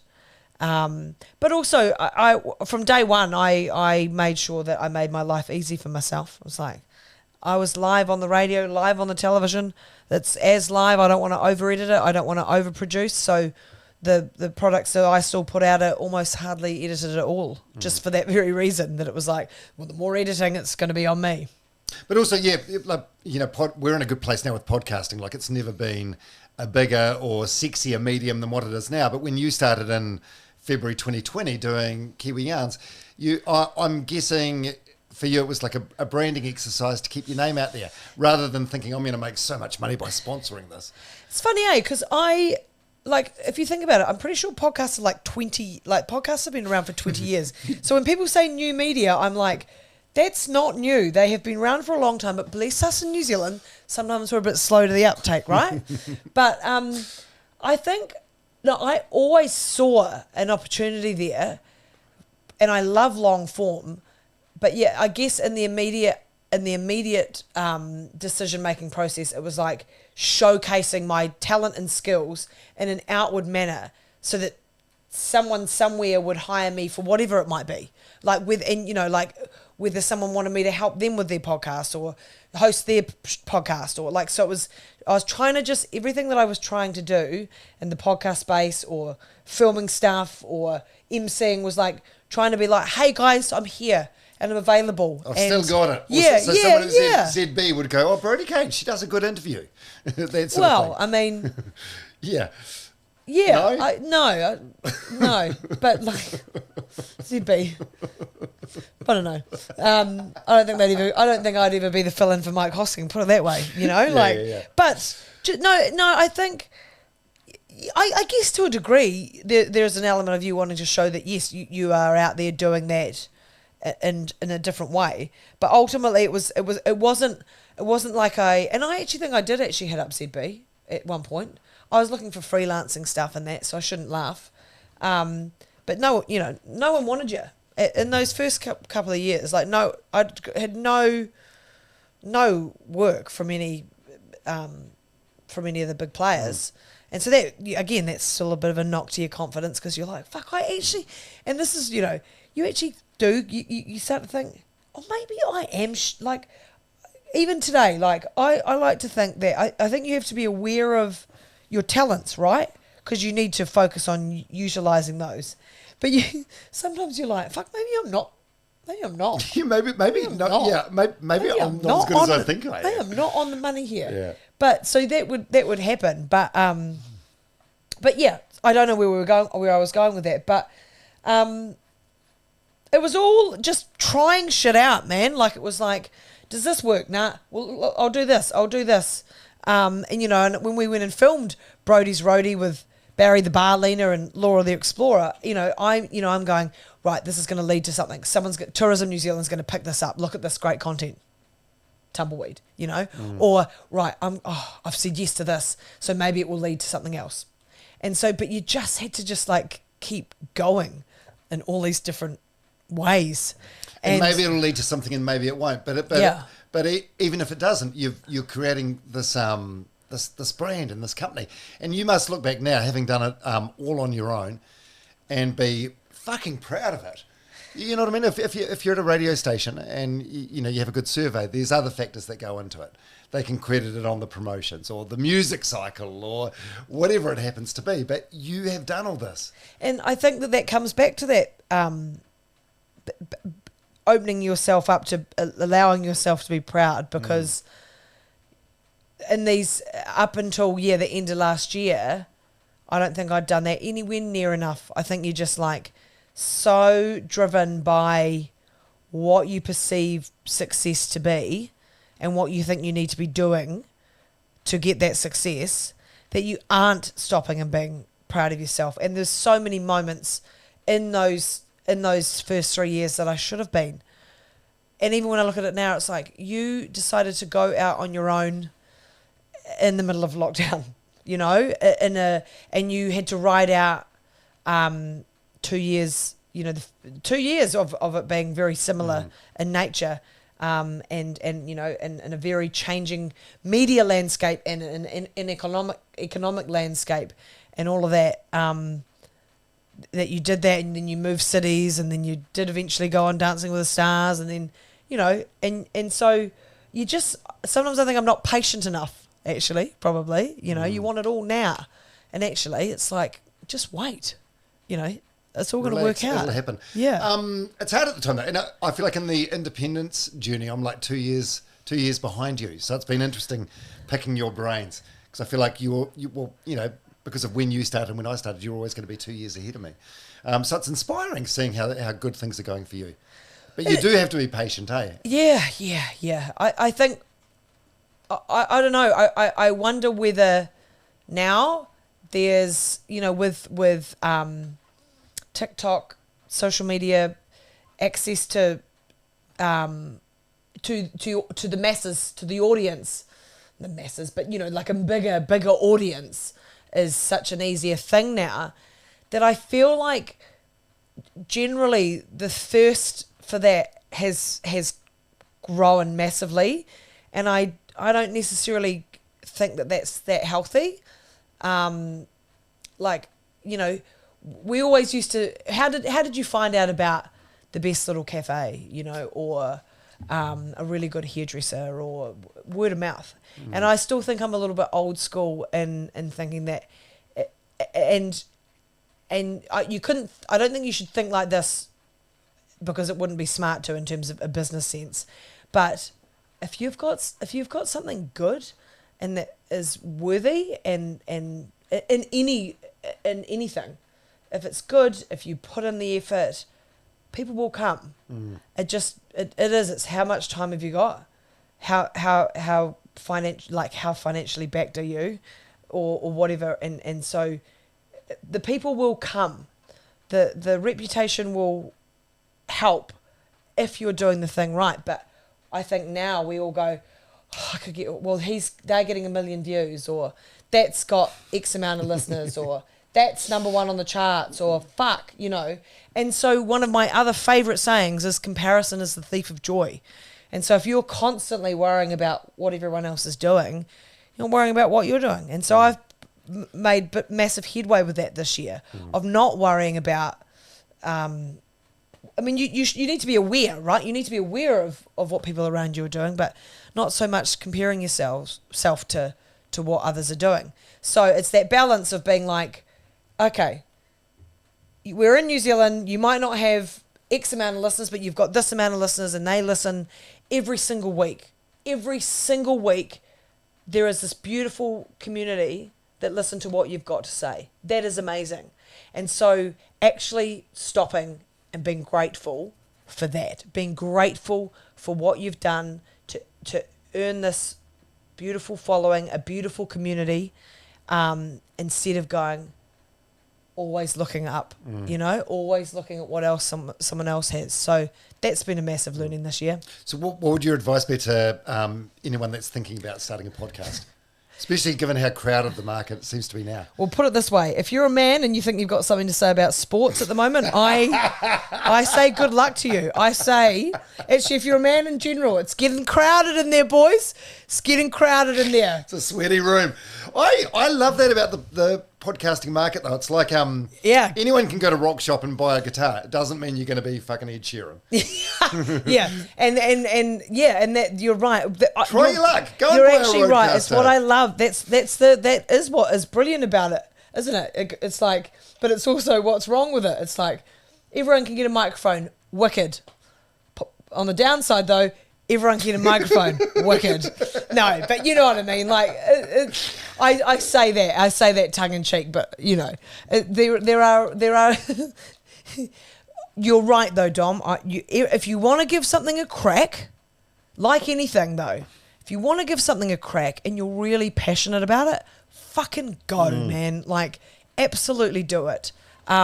You will not regret it. Like, you'll never regret trying something that you want to do. So that is absolutely what my advice would be. If you've got the love, if you feel like you've got something to say, if you can find a little spot on the market that might not be there, do it, because you'll never regret, even if it goes wrong or even if it doesn't work out. You gave it a crack, just like anything, I would say. I love that. Geez, see, look, it's been an hour 32 already. It's fine. This is how it happens. That's fine. Hey, what's happening out there? Can you guys start the meeting without me? Okay, all good. All good. Oh, I'm sounding important, like I've got another meeting. You are sounding important, like you've got another meeting. The meeting. Wait. No, like CEO's still in here. I'm in your slipstream. I'm setting up. JJ and I are setting up a company called PodLab. So we've got a meeting for that. Oh my God, exciting. Yeah, it is exciting, but it's terrifying as well. It is terrifying. It is terrifying, but I always come back to the privilege and the honor and how lucky we are to be able to make these decisions.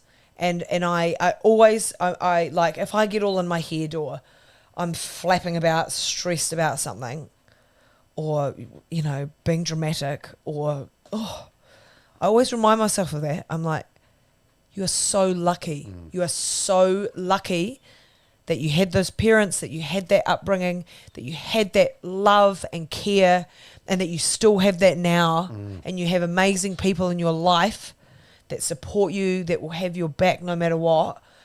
That is something that cannot be taken for granted. So while I have spoken about, what in my experience has been tough, I am acutely aware that my life, and I hope that this is portrayed in the book, that it is a life well lived because I've been given the opportunity to, and I will never take that for granted. Yeah. And just if you work hard, even if you're not necessarily the most talented, I hope that's not a mean thing to say. I think I'm speaking about myself as much as you. If you work hard and you're resilient, just how much you can achieve. And we've got to remind ourselves that we don't fit in a mold, but nor does the world. Like, so there's enough space out there for us. There's enough space for more than one female presenter on a radio show. There's space for all of us. And I think that that was not what I grew up with in the early days of my career. There wasn't space for all of you, you know?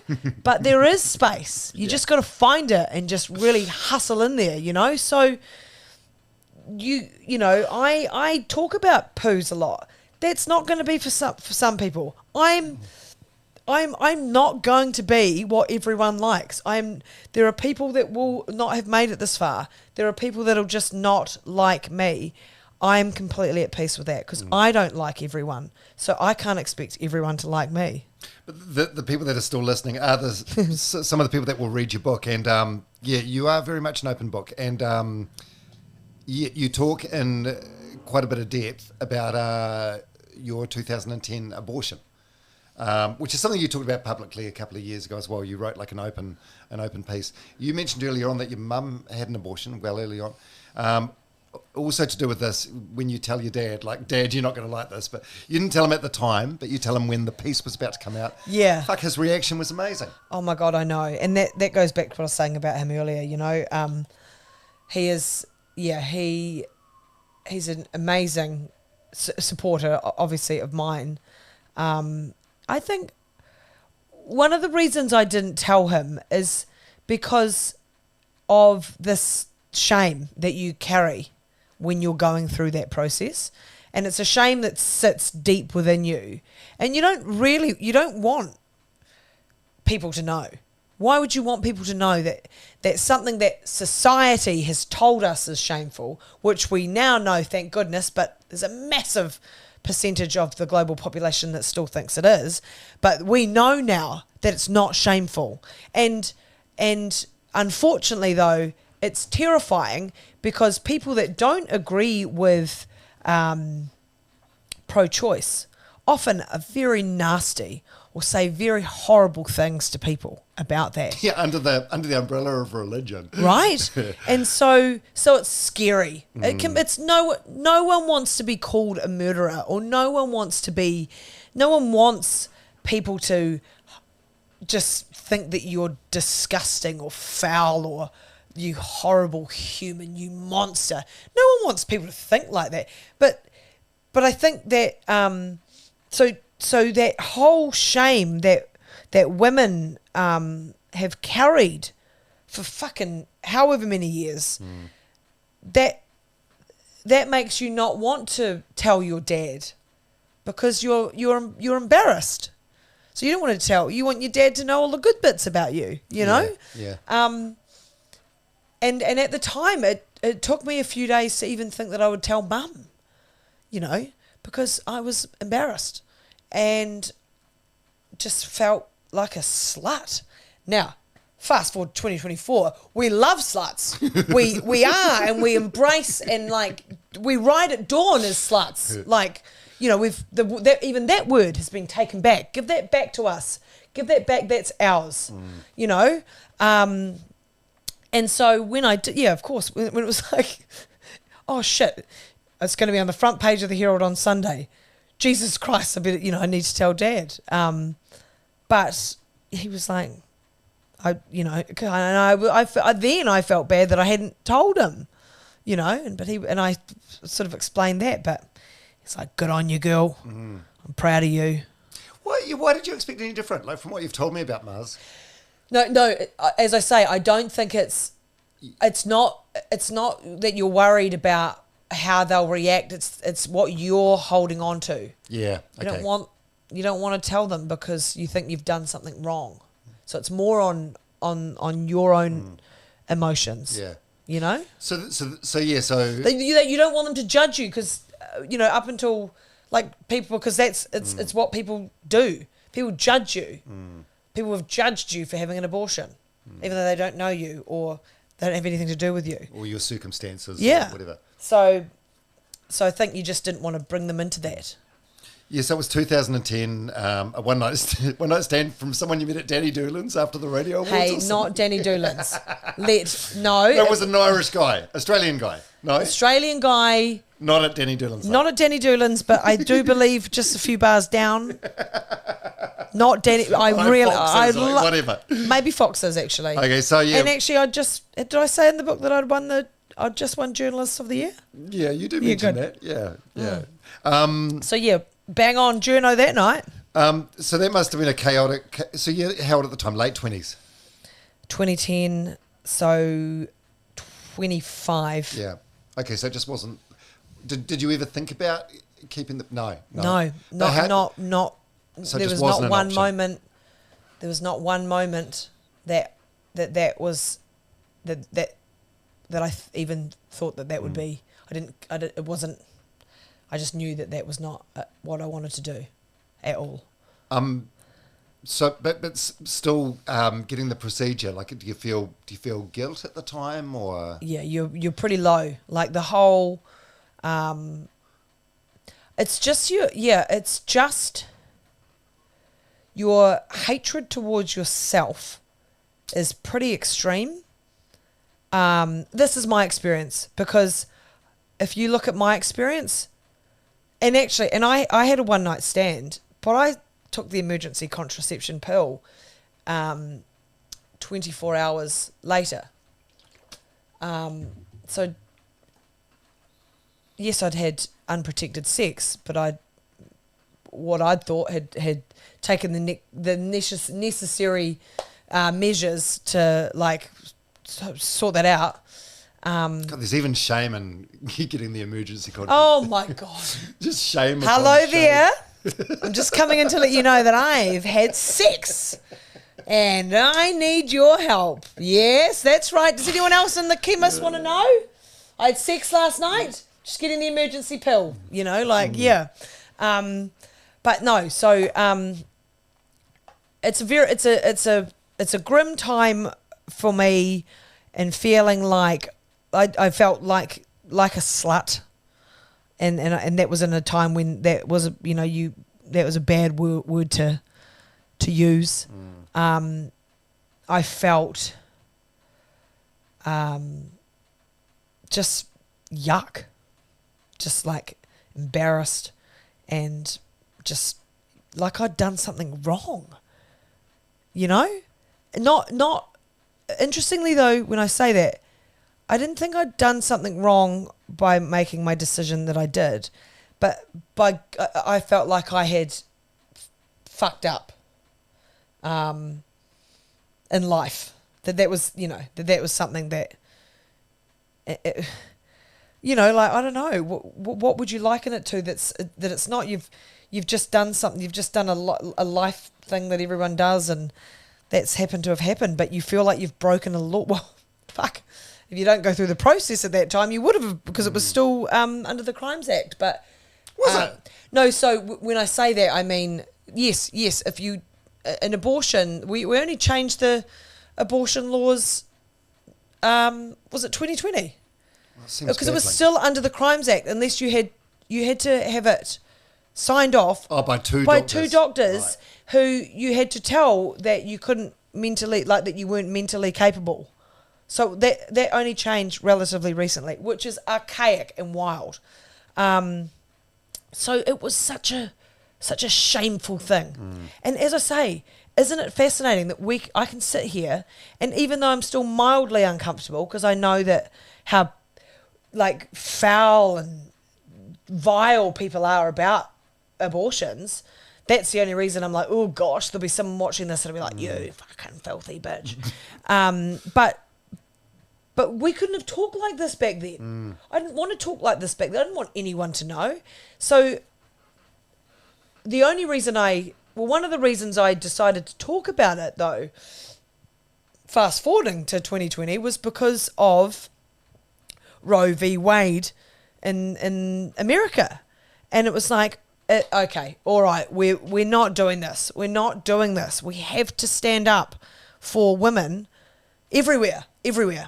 And so even when I yelled at the protesters at Christchurch Hospital in I think that might have been even 2020, there's so many women out there that have felt the same way I have felt for whatever their circumstances. And I guess actually I've talked around to actually a really simple answer, Dom, that I've reached now. It's personal and it's private and it's my body and it's other women's bodies and it's no one else's fucking business. But somehow over the course of history, we have allowed ourselves to be involved in the business of women and one of their most difficult decisions that they have to make, and we are diving into their privacy, and that's disgusting. Not what they're doing, And so how dare we have allowed this to go on for so long? So if people want to, now, go off. Call me the most horrific name you want. I couldn't give a shit. This is the hill I'll die on. I will stand up for the rights of women and their reproductive systems, and I will not care about what that means sharing my experience. I don't care what you have to say, but if I can make any other woman feel comfortable about doing something that they are entitled to do, that is no one else's business because it's their most private, personal matter themselves, then that's fine. I will do that. That was so articulate. Oh, thank you. Jeez, this is going to be good for the algorithm. The comments are going to... Honestly. No, but... Nothing like an angry, smelly little man sitting in his... angry little man that'll be like, oh, you murderous bitch. You know what? I Come at me, mate. Give it to me. I can't imagine the emotional turmoil that you or any other woman goes through that has opted to get an abortion. So the last thing you need is, the shame of other people being placed upon you. You know what I mean? It's, that's just not fair. It's not cool. Yeah, it's a very, again, like ultimately it's a woman's decision to make. It's got nothing to do with anyone else. And, again, if people, the great news is, if you don't believe in abortion based on your religious beliefs, that's fine. Don't have one. But I'm not religious, and so I don't hold those same beliefs that you do. If you don't want to have one, I'm not going to judge you for that. But I don't believe in God or Jesus, but I would never go and stand outside a church with a sign deliberately to upset or bestow that on those people who choose to go and do that. And look, we all, as I said, we all have the hills that we're going to die on, and that is one of mine. You can't fight every cause. You can't be involved in everything, but you have to decide which are the ones that you are. And that is one of mine. I think that's a great one, and it's well articulated. Thanks for sharing that. No, you're welcome. Yeah. Man, there's so much to talk about with you. Oh, okay, we'll do one more story. We'll talk about reality TV for a little bit. So Dancing with the Stars. You finished second in Dancing with the Stars. Yes. You look back on that now. Would you have liked to have won? Are you super proud of finishing second? A lot of it's sort of out of, not even about the dancing, isn't it? A lot of it's sort of. Well, we raised, I think it was I raised $35,000 for Assistance Dogs New Zealand, Unreal. Which I'm now a very proud board member of. So the awareness that those charities got was huge. 100%, all the charities are it means so much to them because they're being mentioned on national television every week. So it's so cool that I must say though, that is when you have to remind yourself of why you are there.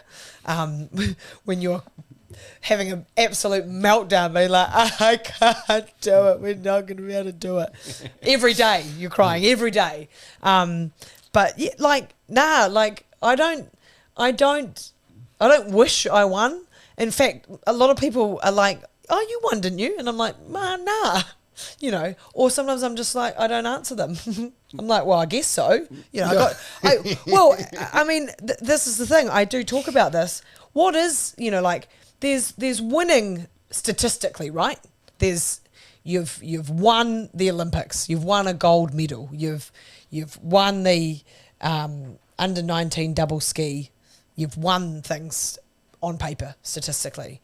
But I like to talk about the greater meaning of winning to I guess, us everyday people, you know, where that statistic doesn't necessarily matter. So did I win that day? Shit, yeah. I got to wear the hottest little gold dress, teeny tiny. I looked mint. I got to dance to my favourite musician, one of my favourite musicians, Tina Turner. I got to dance to Proud Mary. I got to live out a dream. So that is winning, right? Like that, like it doesn't get much better than that. The whole people still now send me videos like, you know, like Proud Mary might be playing at the, I don't know, Pukarua Bay pub, and so someone on a Saturday night sends it, and they're dancing like the dances that I did and like the dance that Tina does. People still send me that. So to know that. That had such a cool impact on people who were following me, because I was like, from day one, I was like, if I make the final, I'm dancing to Tina Turner. And I drove in to dance training, and every single morning. Now I'm not spiritual, super spiritual, and I'm not like, you know, I don't know what I think about manifesting, but if there was something I did manifest, you know, it was that, because I would listen to that song every morning in the car on the way to dancing. Like your hype song. Oh, yeah. Yeah. So, but it was hard. It was one of the hardest things we've ever done, actually. The whole Dance with the Stars experience. Yeah. Yeah, because JJ did it a few years ago, and there's like everyone's in physio and osteo, and everyone's broken. It's a lot, eh? Yeah. So was that what you mean? It was hard physically, or? Do you know what? No, not the physicality I was good with. I had just finished training for the Coast to Coast, and so I was so fit, like obscenely fit. So while it was hard on different elements of your body, because different muscles and stuff, it was actually the mental challenge for me, to be honest, and it was being so far out of your comfort zone for such an extended period of time. So, you know, I often talk about this. We as adults, you know, we work hard. We're all, you know, we're working to pay a mortgage, to, like, you know, I mean, let's not go into the system that we all live by, which often we're like, what the fuck are we doing all this? That's a hamster but ultimately, like, we're working hard so that we can pay our mortgage, so that we can live in the house, and, you know, and provide for, look after my mum. Well, she would hate me saying that because she's very proud, but, you know, like, you know, you're doing all these things for the greater good of fucking... Yeah. Where was I going with that? No, I've come back. So, because we live these lives, we don't tend to spend too much time outside of our comfort zone, because life is tough. So you know, for probably a lot of right reasons, want to make sure that you're not making things hard on yourself, right? But I think that there has to be an element of putting yourself out of your comfort zone, feeling like taking a risk, or being scared, or all of that. And that dancing 10 weeks of, like, the show was 6 weeks, but we got to practice for a few weeks beforehand. Like, that was an example of that, of just constantly being like, I don't know what I'm doing. I can't do this. But you have to, right? You have to learn it. You have to learn it to go on the show and do it. So, and it was just a cycle every week. But every week, and you almost weren't really getting used to the fact that you were getting better at it. You were just like, right, here we go again. Right, we've just get rid of the cha-cha. It's time for the tango. And you're like, oh my God, you know. So it was just this hard, challenging task of learning to do something that you didn't really know how to do, but you had to do it. And then, yeah. Yeah, and you would have in some way had an advantage over some of the other contestants in the respect that like live TV wasn't the scary aspect for you. That's like another layer of complexity, I think, for some other people that have never been on potentially TV before or live TV. I hadn't actually thought about that, but do you know what's funny is I actually, yeah, because you're right, because when I had to do it about a month after the final, I was asked to MC the Tanya Dalton Foundation Award, a big fundraiser that they have once a year, and they asked if Enrique and I would do the dance, and I was like, yeah, sure, great. And yes, that was in front of like, I don't know, maybe 500 people, 400 or 500 people, and that was way more terrifying because you could see the people. But I tell you, I had the same cycle every week. Like I would always cock up the dress rehearsal, always, and then I'd be like, oh shit, and then I'd come out and do a good job of the actual one. Right. So the last, come under pressure. So the last hurrah before the actual one, I would always cock up. And I remember it happened with Proud Mary, and because I was wearing, I was originally, the gold dress that I'm wearing in it, I was originally supposed to wear this other one, but it looked naff. And so I then was going to wear the same one as Nerida and Phoebe, who are professional dancers. Like, I can't wear the same thing as them, for God's sake. But I ended up having to, and it was so teeny tiny that when the beat drops and I ripped the black dress off, that gold dress was so tiny that I felt like I had nothing on. So I went, oh, and looked down. Well, I'm already a beat off the thing.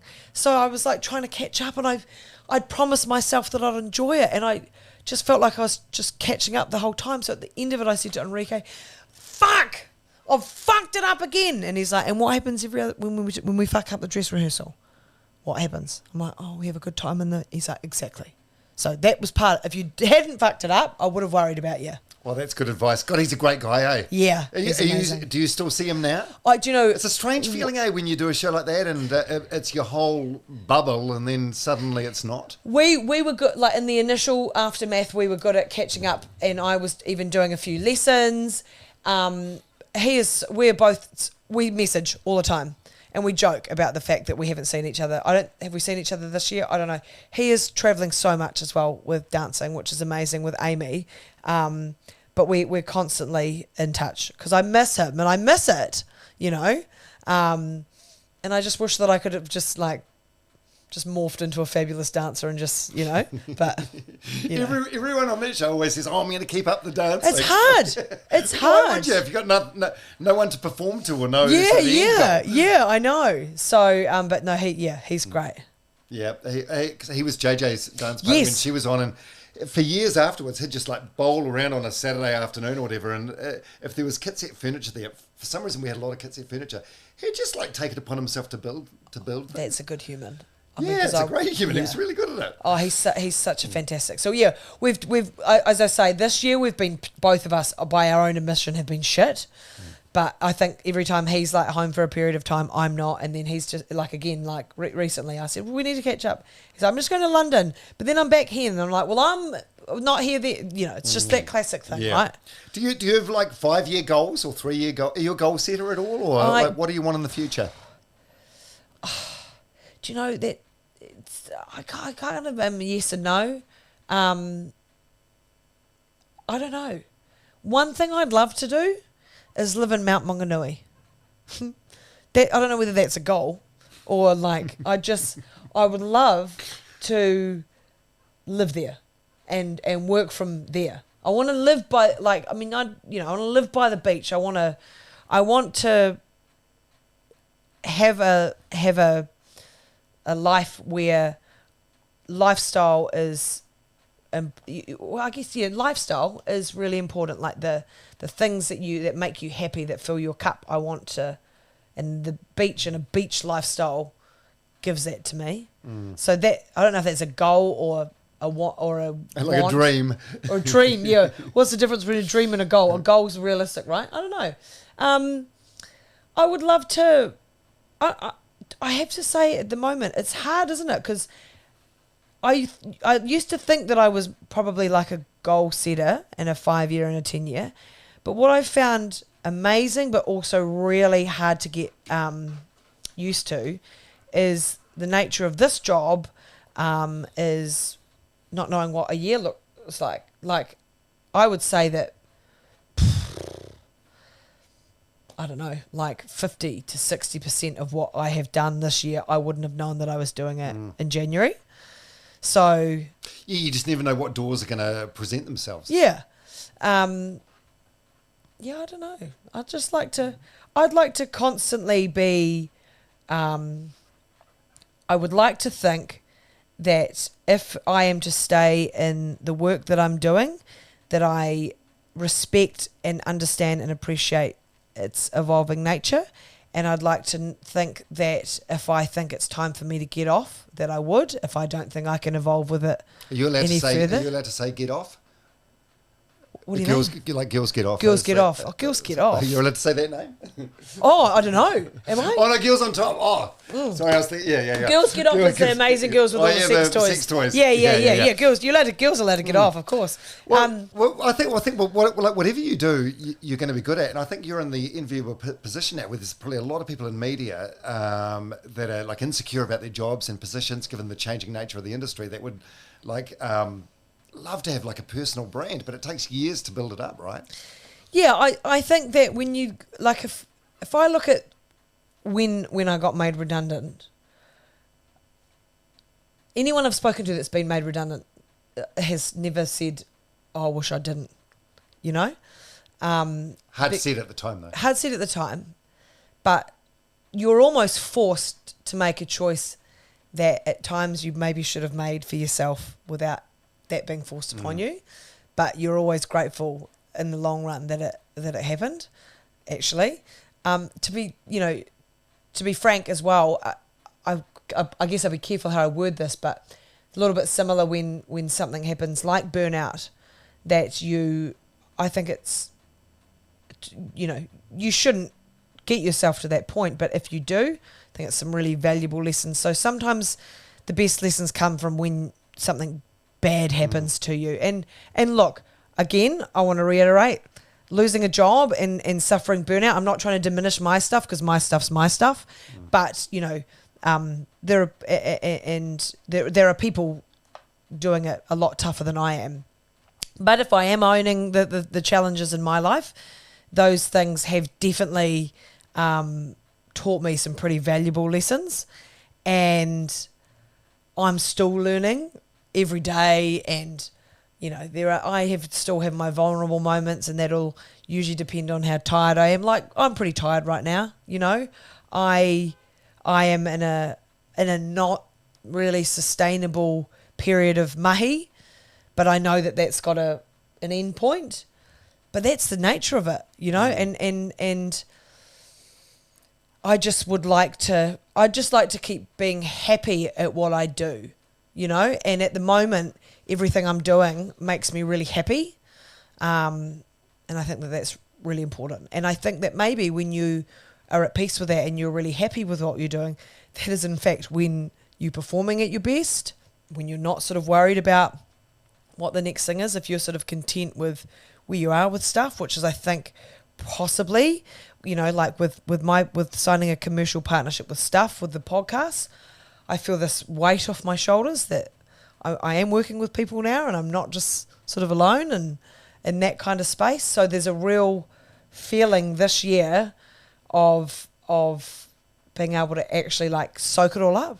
And a good friend of mine, Mark Kreisel, who lost his job this year on the Sunday program, he always used to say, "Drink it while it's fizzy," and I, can't argue with that either. So you got to soak up all the good stuff. I've got a fucking great life. I can run we can run. I can go and do a marathon. I can do a podcast that people love with my best mates. I can go and speak at the Beef and Lamb Long Ladies Lunch in Gore and make people laugh and bring people joy. And no, I'm not operating on someone's brain or putting a valve on someone's heart. And that's also really important to I remind myself of that. I go, mate, you are not doing anything that, like, if you have a day off, your job isn't crucial. And I think that's important to remind yourself that these are just microphones and we are just talking in them. We are not changing or saving the world. And I think that sometimes we need to hear that. We need to remind ourselves that. And I'd like to think I'm doing that. But in saying that, celebrating doing something that you love at the same time. I love that. I think that's a good place to end it. Woo.